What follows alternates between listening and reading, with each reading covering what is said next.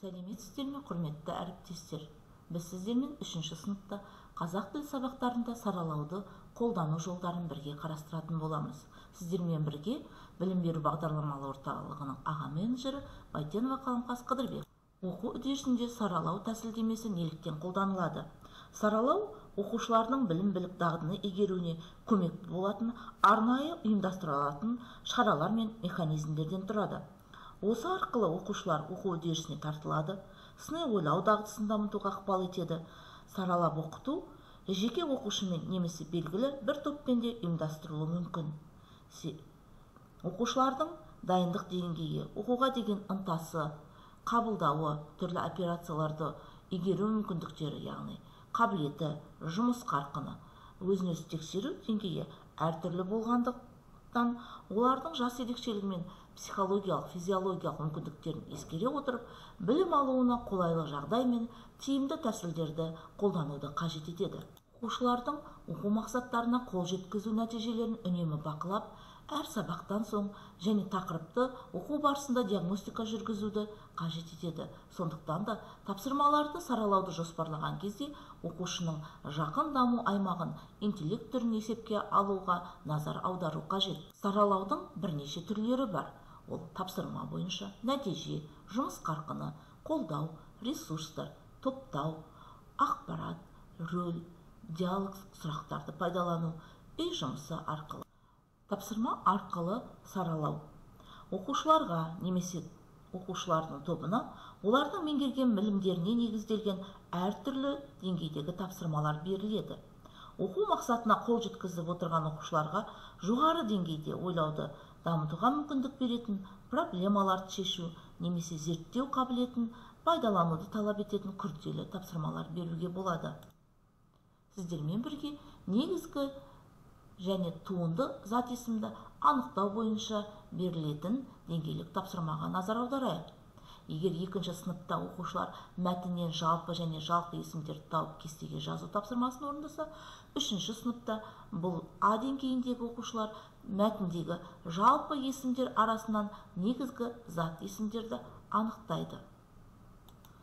Б деңгейіндегі тапсырмада көп нүктенің орнына тиісті жалпы немесе жалпы есімдерді толықтырып жазуды, негізгі немесе туынды зат есімді толықтырып жазу тапсырмасы берілуі мүмкін.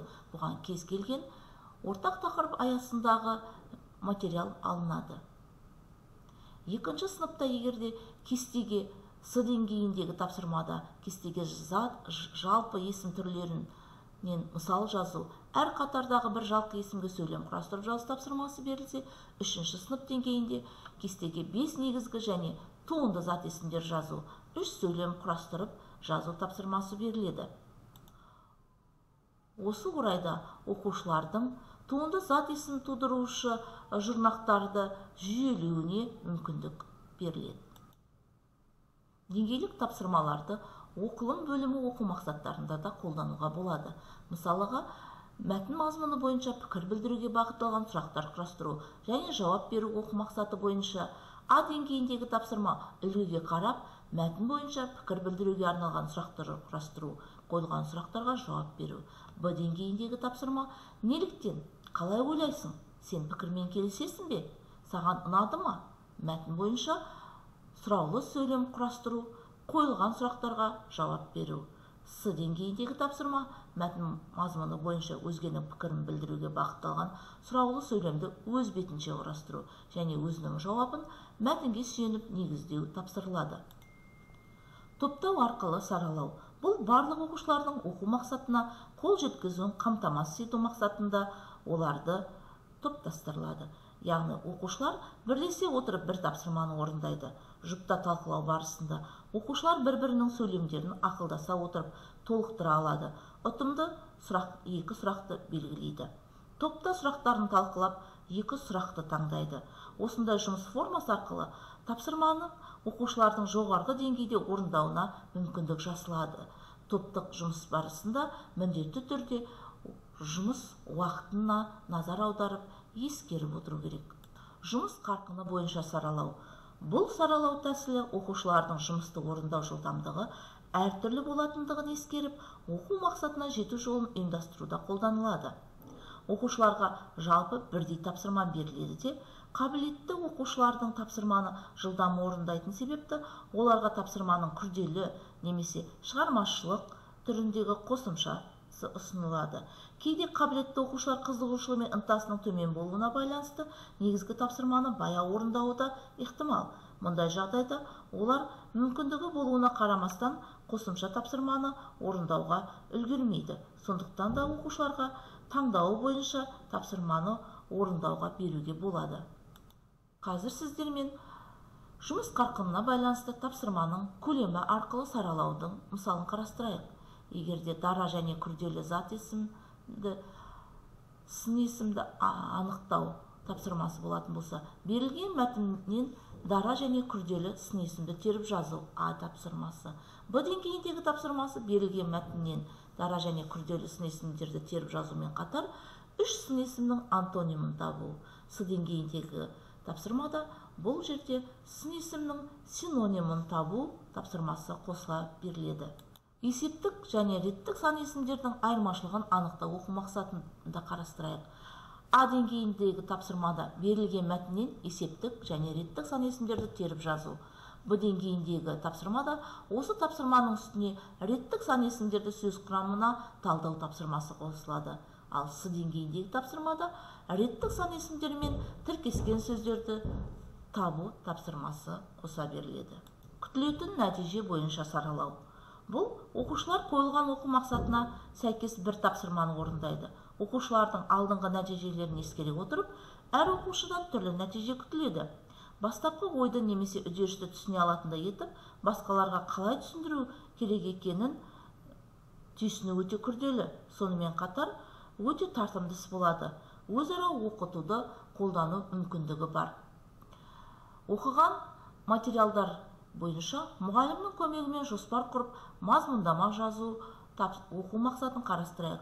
А деңгейінде біз оқушылардан материал негізінде тірек сөздерді қолданып, жай сөйлемдер құрастыру арқылы мәтіннің мазмұнын жазуды күтеміз. Б деңгейінде оқыған материал негізінде бірлесе құрастырған жоспар бойынша абзацтарды сақтай отырып, мазмұнын жазуды. С деңгейінде бұл материал бойынша көркем сөздерді қолдана отырып, мазмұнын толық жазу күтіледі.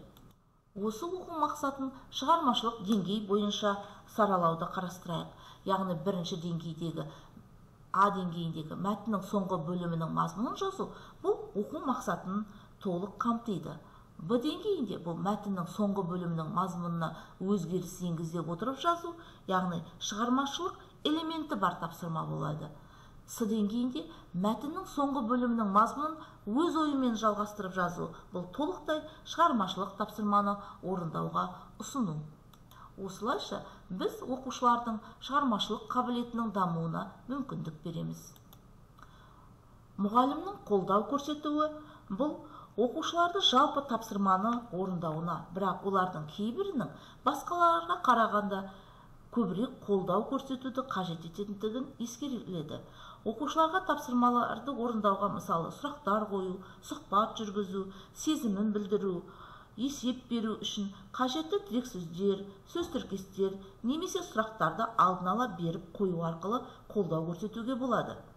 Қабілетті оқушыға да кейбір тапсырмаларда жеке көмек қажет болуы мүмкін. Мысалы, шығарма не мазмұндама жазуда, ақпаратты коммуникациялық технологияларды қолдану барысында, оқу дағдыларын немесе бірлесіп оқу дағдыларын дамыту мақсатында. Сондықтан да қолдау көрсету арқылы оқушылардың өз бетінше орындай алатын іс әрекеттерінің диапазонын кеңейтуіміз, оқу әрекеттерін орындауға көмектесу көзделеді. Ақпарат арқылы саралау барысында оқушылар ортақ тапсырма орындайды, бірақ оларға әртүрлі дереккөздер немесе қосымша ресурстар мен ойлауды талап ететін көлемі әртүрлі ақпарат көздері беріледі. Оқушылар түрлі ақпарат көздерімен жұмыс істеу дағдыларын дамыта алады. Рөлдер. Рөл бойынша саралауда оқушылар ортақ тапсырма орындайды, бірақ олардың әрқайсысы түрлі рөл атқарады. Қабілетті балаға бас зерттеуші немесе ақпаратты және топ ресурстарын басқаруды ұйымдастырушы рөлін беруге болады. Қатысушылар карточка арқылы тақтада, қағазда көрсетілген тапсырманы алып, рөлдерді өзара бөледі, жағдайды ойнап көрсетеді, немесе барлық топқа ұсынады. Оқушы балалардың мінез-құлқын ескере отырып, рөлдерді өзі бөледі. Бұл әдістің артықшылығы сол, әрбір қатысушы өзі ұсынылған рөл жағдайында көрсетеді, жағдайды айтарлықтай шынайы байқайды, әрекеттердің салдарларын сезінеді және шешім қабылдайды. Диалог. Сұрақтарды пайдалану арқылы саралау барысында мұғалім оқушылардың деңгейіне қарай өзі қоятын сұрақтар мен олардың ықтимал жауаптарын саралайды. Оқушыларға жауап берместен бұрын ойын жинақтап алуына мүмкіндік беріледі. Яғни жауап берместен бұрын іштей 30 секунд бойы үндемей ойланып алуды. 1-3 минут бойы жұптарымен ой талқы жүргізу, жауап берудің алдында кейбір ойларды түртіп алу. Соңғы кезде диалог бойынша саралау жоғары қабілетті балалардың қажеттілігін қанағаттандыру мәселелерін шешуде жақсы тиімділігін көрсетіп келеді. Үй жұмысы арқылы саралау. Оқушыларға әртүрлі үй тапсырмалары беріледі, ал жекелеген оқушыларға сыныпта бастаған жұмысты аяқтау үшін қосымша уақыт қажеттілігі де мүмкін. Сондықтан да айтарлықтай қабілетті балаларға толық зерттеу жүргізу үшін тақырыптың жан-жақты ашуына түрлі тапсырма беруге болады. Үй тапсырмасын орындау деңгейі әртүрлі болуы мүмкін. Сондықтан да мысалыға шығармашылық жұмыс, сөз жұмбақ немесе ребус құрастыру болатын болса, қабілеті төмен оқушыға ребусты шешуге тапсырма беруге болады. Біз сіздермен саралау жолдарын қысқаша қарастырып өттік. Сіздерге сабақтарыңыз әрқашанда нәтижелі болсын деп назар аударғандарыңызға алғысымды білдіремін. Сау, саламат болыңыздар.